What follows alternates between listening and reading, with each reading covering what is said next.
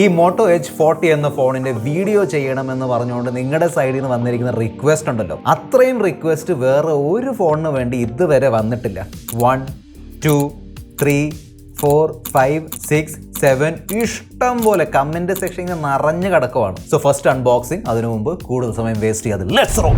ഈ ബോക്സ് കണ്ടോ, ഇതാണ് ആക്ച്വൽ പ്രകൃതി സ്നേഹം എന്ന് വെച്ചാൽ കംപ്ലീറ്റ്ലി റീസൈക്കിൾഡ് പേപ്പർ കൊണ്ടാണ് ഉണ്ടാക്കിയിരിക്കുന്നത്. പ്ലാസ്റ്റിക് ഒന്നും ഉപയോഗിച്ചിട്ടില്ല.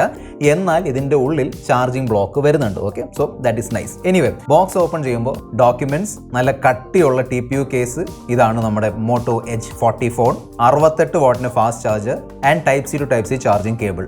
നിങ്ങൾ ഈ ഒരു ഫോൺ ഫസ്റ്റ് ടൈം ബോക്സിൽ നിന്ന് പുറത്തെടുക്കുമ്പോൾ നിങ്ങൾ നോട്ടീസ് ചെയ്യാൻ പോകുന്ന കാര്യം എന്താണെന്നറിയോ? ഭയങ്കര ലൈറ്റാണ്. മറ്റേ നമ്മുടെ മോട്ടറോള സംഭവം. എനിവേ, സോ ഭയങ്കര ലൈറ്റ് ആണ്, ഭയങ്കര സ്ലിം ആണ്. ആൻഡ് ഇതിന്റെ ബാക്കിൽ ഇപ്പോൾ ട്രെൻഡിങ് ആയി മാറിയിരിക്കുകയാണെന്ന് പറയാൻ പറ്റും, വീഗൻ ലെതർ. നമ്മൾ റിയൽമി 11 Pro 11 Pro Plus കണ്ടിരുന്നു. നമ്മുടെ ടെക്നോ ക്യാമോൺ 20 Proയിലും വന്നിട്ടുണ്ട്. അത് ഇവിടെ ഉണ്ട്. വീഗൻ ലെതർ ആണ് കൊടുത്തിരിക്കുന്നത്. ഓക്കെ, നല്ല രസമുണ്ട്. 3 കളർ ഓപ്ഷൻസിലാണ് വരുന്നത്. ഈ ഗ്രീനും ബ്ലാക്കും വീഗൻ ലെതർ ആണ്. പിന്നെ ഒരു ബ്ലൂ വേരിയന്റ് ഉണ്ട്. അത് അക്രിലിക് ഗ്ലാസ് എന്നാണ് പറയുന്നത്. I think that is basically plastic. Okay, so എന്റെ റെക്കമെൻഡേഷൻ ആയിരിക്കും, വാങ്ങുന്നുണ്ടെങ്കിൽ ഈ സാധനം വാങ്ങുക. Leather it's nice. അതായത് സ്ക്രാച്ച് വീഴാനുള്ള ചാൻസസ് കുറവാണ്, പൊട്ടാനുള്ള ചാൻസസ് കുറവാണ്. ഓക്കെ, പക്ഷേ ലെതർ ആയതുകൊണ്ട് ലോങ് ടേം നമ്മൾ ഉപയോഗിക്കുമ്പോൾ ചിലപ്പോൾ അഴുക്ക് ഇവിടെ ഇങ്ങനെ കയറിയിരിക്കും ഇതിൻ്റെ അകത്ത്. സോ ആ ഒരു പ്രോബ്ലം നിങ്ങൾ ഫേസ് ചെയ്യാൻ ചാൻസ് ഉണ്ട്. പക്ഷേ I will recommend leather, actually vegan leather. പിന്നെ ഒരു കാര്യം എന്നെ ഭയങ്കരമായിട്ട് സർപ്രൈസ് ചെയ്തു. ഈ ഫോണിൽ മെറ്റലിൻ്റെ ഫ്രെയിം കൊടുത്തിട്ടുണ്ട്.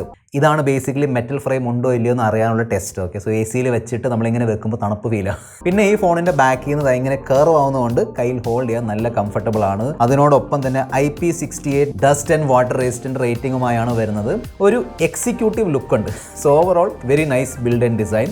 6.55 ഇഞ്ചുള്ള full HD plus 144 Hz refresh rate support ചെയ്യുന്ന ഒരു POLED ഡിസ്പ്ലേ ആണ് തന്നിരിക്കുന്നത്. നോർമലി മോട്ടറോള ഫോൺസിൽ വരുന്ന POLED ഡിസ്പ്ലേ നല്ല ക്വാളിറ്റിയുള്ള ഡിസ്പ്ലേ ആയിരിക്കും. ഇവിടെയും നല്ല ക്വാളിറ്റിയുള്ള ഡിസ്പ്ലേ ആണ് കൊടുത്തിരിക്കുന്നത്. നല്ല കളേഴ്സ് ഉണ്ട്, നല്ലോണമാണ് കാലിബ്രേറ്റ് ചെയ്തിരിക്കുന്നത്. ഞാൻ നമ്മുടെ ജോൺ വിക് 4 ഉണ്ടല്ലോ, അത് ഇതിലാണ് കണ്ടത്. നല്ലൊരു എക്സ്പീരിയൻസ് ആയിരുന്നു. സോ നല്ല വ്യൂയിങ് എക്സ്പീരിയൻസ് കിട്ടുന്നുണ്ട്. പിന്നെ 144 Hz റിഫ്രഷ് റേറ്റ് ഉണ്ടല്ലോ. സോ കുറേ ഓപ്ഷൻസ് ഉണ്ട്. നമുക്ക് വേണമെങ്കിൽ വേരിയബിൾ വെക്കാൻ പറ്റും, അല്ലെങ്കിൽ 144 Hz സെലക്ട് ചെയ്യാൻ പറ്റും, ഈവൻ 120 Hz സെലക്ട് ചെയ്യാൻ പറ്റും. എന്റെ റെക്കമെൻഡേഷൻ ആയിരിക്കും 144 Hz സെലക്ട് ചെയ്യുക. എന്നാലേ നിങ്ങൾക്ക് ത്രൂ ഔട്ട് ഏത് ആപ്ലിക്കേഷൻ എടുത്താലും 144 Hz റിഫ്രഷ് ആവുന്നുണ്ട്. That's really nice. എക്സ്പെരിമെന്റ് ചെയ്ത് നോക്കുക. എനിക്ക് 144 Hz യാതൊരു ഇഷ്യൂവും വന്നില്ല. ഓക്കെ, സോ ഞാൻ 144 Hz ഇട്ട് ഉപയോഗിക്കുന്നത്. ചെറിയ രീതിയിലുള്ള ബാറ്ററി കൺസംഷൻ ഉണ്ടാവും, പക്ഷേ ആ ഒരു രസം വേറെ രസമാണ്. HDR10+ സപ്പോർട്ട് ചെയ്യുന്നുണ്ട്, പക്ഷെ നെറ്റ്ഫ്ലിക്സിൽ അത് കാണിക്കുന്നില്ല. അതും കൂടെ കൊടുക്കേണ്ടതായിരുന്നു. സോ നെറ്റ്ഫ്ലിക്സിൽ HDR സപ്പോർട്ട് ഇല്ല. വരുമോ ഇല്ലയോ ഐ ഡോണ്ട് നോ. പക്ഷേ ഇപ്പോൾ എന്തായാലും ഔട്ട് ഓഫ് ദ ബോക്സ് എന്തായാലും നെറ്റ്ഫ്ലിക്സിൽ HDR സപ്പോർട്ട് ചെയ്യുന്നില്ല. യൂട്യൂബിൽ HDR വീഡിയോസ് പ്ലേ ചെയ്യാൻ കഴിയും, നോ ഇഷ്യൂസ്. പിന്നെ ഇതൊരു 10-bit പാനൽ അല്ല. അതൊരു ഡീൽ ബ്രേക്കർ ആണോ എന്ന് ചോദിച്ചാൽ അല്ല. 8-bit 10-bit 12-bit ഇത്ര ചെറിയൊരു ഡിസ്പ്ലേയിൽ ആ ഒരു വ്യത്യാസം 90% ആളുകൾക്ക് മനസ്സിലാവില്ല. I don't think that is a deal breaker. 1200 നിറ്റ്സിന്റെ പീക്ക് ബ്രൈറ്റ്നസ് കൊടുത്തിട്ടുണ്ട്. അതും അടിപൊളിയാണ്.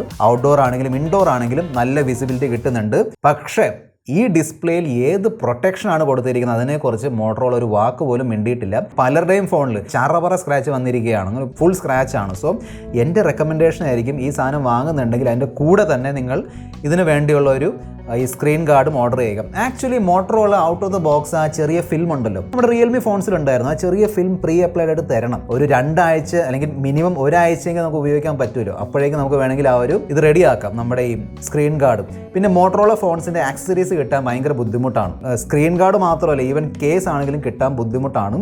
എന്തായാലും ഞാൻ കുറച്ച് സെർച്ച് ചെയ്ത് നോക്കിയിട്ടുണ്ടായിരുന്നു. 1-2 ലിങ്ക്സ് ഞാൻ ഡിസ്ക്രിപ്ഷൻ ബോക്സിൽ ഇട്ട് തരാം. ഹെഡ്ഫോൺ ജാക്ക് വരുന്നില്ല. ഡുവൽ സ്റ്റീരിയോ സ്പീക്കേഴ്സ് ആണ് കൊടുത്തിരിക്കുന്നത്. സർപ്രൈസിംഗ്ലി നല്ല ക്വാളിറ്റിയുള്ള സൗണ്ടാണ് വരുന്നത്. ഡോൾബി ആറ്റ്മോസിൻ്റെ ട്യൂണിംഗ് ഒക്കെ ഉണ്ട്. പക്ഷേ നല്ല ബേസ് ഉണ്ട് കേട്ടോ. എനിക്ക് ബേസ് നല്ലോണം ഫീൽ ആയി. അതായത് നോർമലി ഈ പ്രൈസ് സെഗ്മെന്റിൽ പ്രതീക്ഷിക്കാത്ത ഒരു നല്ലൊരു ക്രിസ്പ് സൗണ്ട് കിട്ടുന്നുണ്ട്.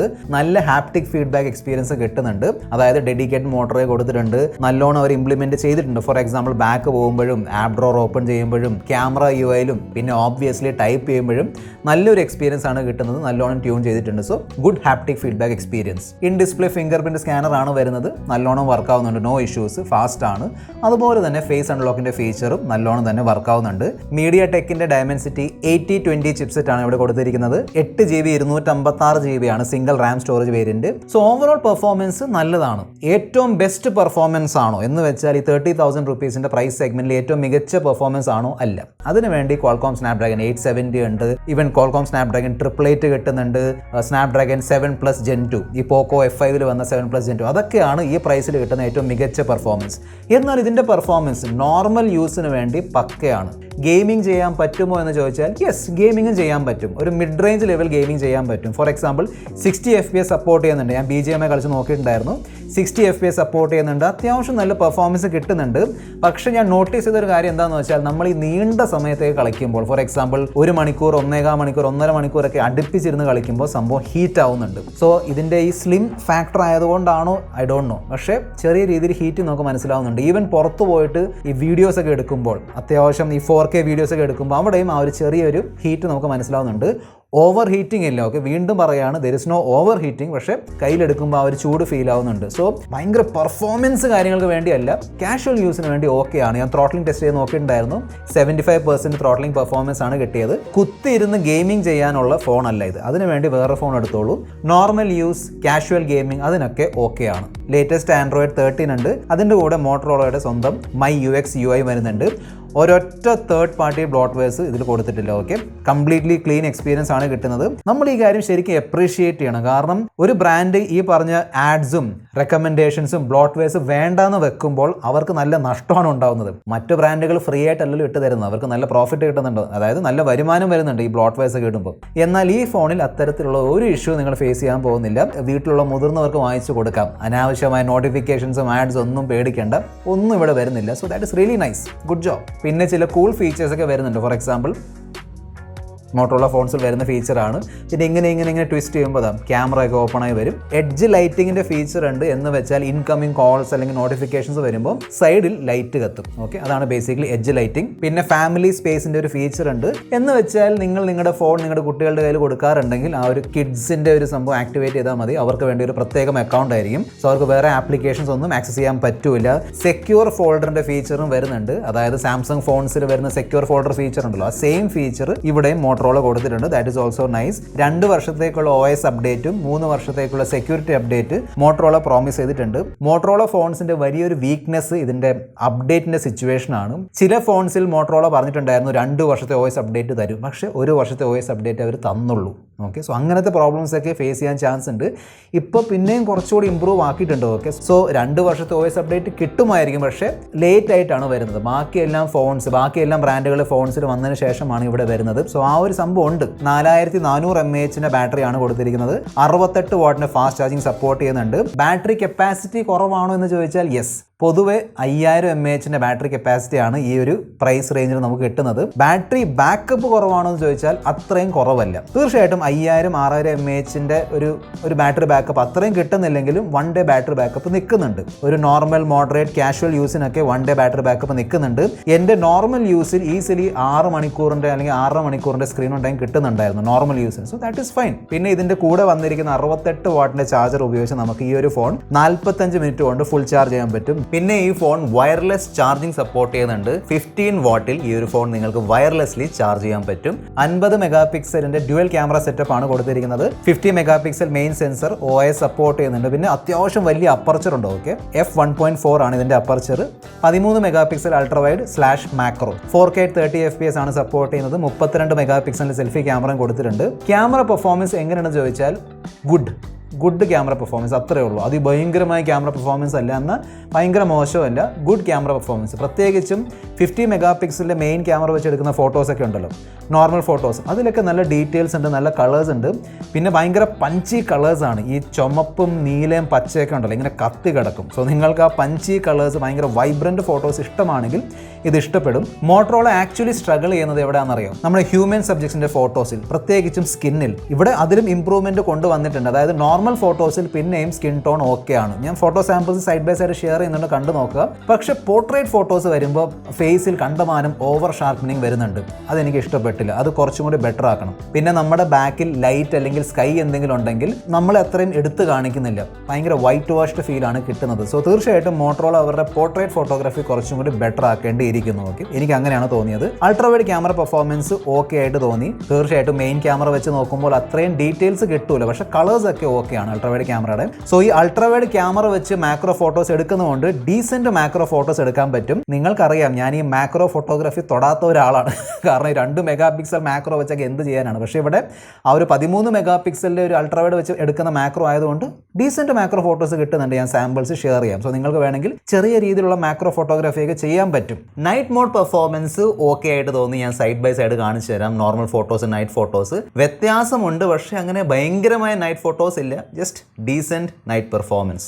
4K at 30 FPS ആണ് മാക്സിമം വീഡിയോ റെസൊല്യൂഷൻ. ഇത്തരത്തിലുള്ള ഒരു വീഡിയോ പെർഫോമൻസ് ആണ് കിട്ടാൻ പോകുന്നത്. OIS സപ്പോർട്ട് ചെയ്യുന്നുണ്ട്. 4Kയിലും EISും സപ്പോർട്ട് ചെയ്യുന്നുണ്ട്. അതായത് 4K വീഡിയോസ് തന്നെ നിങ്ങൾക്ക് സ്റ്റേബിൾ വീഡിയോസ് എടുക്കാൻ പറ്റും. 1080p എടുക്കേണ്ട ആവശ്യമില്ല. 1080pയിലും കിട്ടുന്നുണ്ട്, പക്ഷേ 4Kയിലും സ്റ്റേബിൾ വീഡിയോസ് എടുക്കാൻ പറ്റും.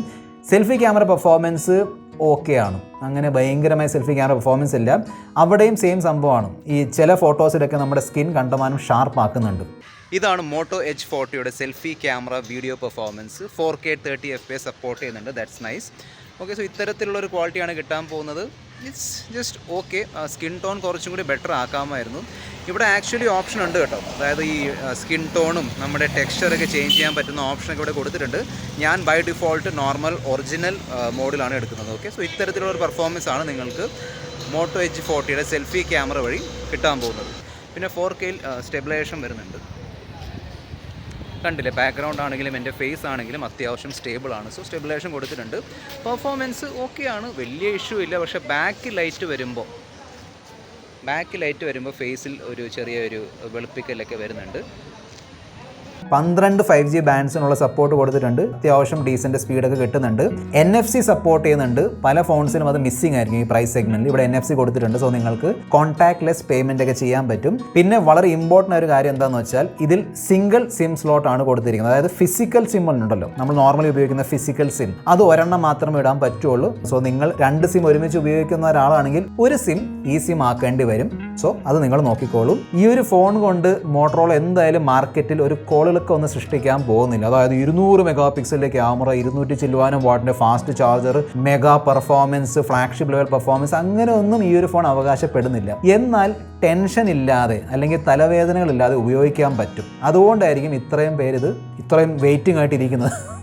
കാരണം ആ ഒരു സംഭവം എന്തായാലും മോട്ടറോള ഫോൺസിനുണ്ട്. നിങ്ങൾക്ക് വാങ്ങിച്ച് ഉപയോഗിക്കാൻ പറ്റും, മറ്റൊരാൾക്ക് വാങ്ങിച്ച് കൊടുക്കാൻ പറ്റും, സ്പെഷ്യലി മുതിർന്നവർക്ക് വാങ്ങിച്ച് കൊടുക്കാൻ പറ്റും. കാഷ്വൽ യൂസിന് വേണ്ടിയൊക്കെ ഓക്കെയാണ്. അതായത് അപ്ഡേറ്റ് വന്നിട്ട് ഈ മദർ ബോർഡ് അടിച്ചു പോവുകയോ ക്യാമറ അടിച്ചു പോകുക അത്തരത്തിലുള്ള ഇഷ്യൂ ഒന്നുമില്ല. യാതൊരു ബ്ലോട്ട് വെയർസും ആഡ്സും ഒന്നുമില്ല. പല ഫോൺസിനും ഇപ്പം വാങ്ങിയ ഉടനെ ട്യൂട്ടോറിയൽ നോക്കേണ്ടി വരുന്നുണ്ട്. എങ്ങനെയാണ് ഈ ആഡ്സും റെക്കമെൻഡേഷൻസും സ്വിച്ച് ഓഫ് ചെയ്യേണ്ടത്, അതൊന്നും ഇവിടെ ചെയ്യേണ്ട ആവശ്യമില്ല. എന്നോട് ചോദിക്കുകയാണെങ്കിൽ എ ഗുഡ് ഓൾറൗണ്ട് ഫോൺ. ബാക്കി നിങ്ങളുടെ അഭിപ്രായം കൂടെ താഴെ കമൻറ്റ് ബോക്സ് എഴുതി അറിയിക്കുക. This your friend mister perfect signing off. Good bye.